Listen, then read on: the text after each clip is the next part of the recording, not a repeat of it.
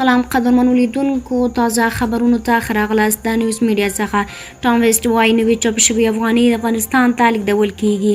د افغانستان لپاره د امریکا ځانګړي استازي ټام ویسټ د امریکا میشتو افغانانو یوې ټولنې ته په آنلاین غونډه کې وویل چې ډېر ژبه نوي چاپ شوي افغاني بانک نوټونه افغانستان ته ولیږدول شي. په دغه غونډه کې چې د افغانستان د 9 میلیارډ ډالر کنګل شوي پانګې په اړه جوړه شوې وه، زیاته کړه چې په تیرو 24 ساعتونو کې 2 پولي معاملې ترسره شوي دي او په وینا یې دا په دې معنا ده چې د نوي چاپ شوي افغاني باید د زړو شویو افغانیو پر ځای بازار ته وړاندې کړی شي. هغه په دې اړه جزئیات ورنه کړل چې نوي چاپ شوي پیسې باید دقیق ډول څه وخت بازار ته وړاندې شي، خو زیاته یې کړه له دې کاره ملاتړ کوي. زه ډېر خوښ یم چې ووایم په تیرو 24 ساعتونو کې موږ بالاخره د 2 پولي معاملو نتیجه ولیدله. دا په دې معنا ده چې نوي چاپ شوي افغاني به د هغو بانک نوټونو ځای ونیسي چې له کاره لوېدلي. زه په دقیق ډول نه پوهېږم چې دغه نوټونه به کله افغانستان کې راښکاره شي، خو موږ به د مهمو راکړو ورکړو ملاتړ ته دوام وکړو. د دې ساعت خبرونه مو همدومره و. تر بیا ښه وخت. خدای پامان.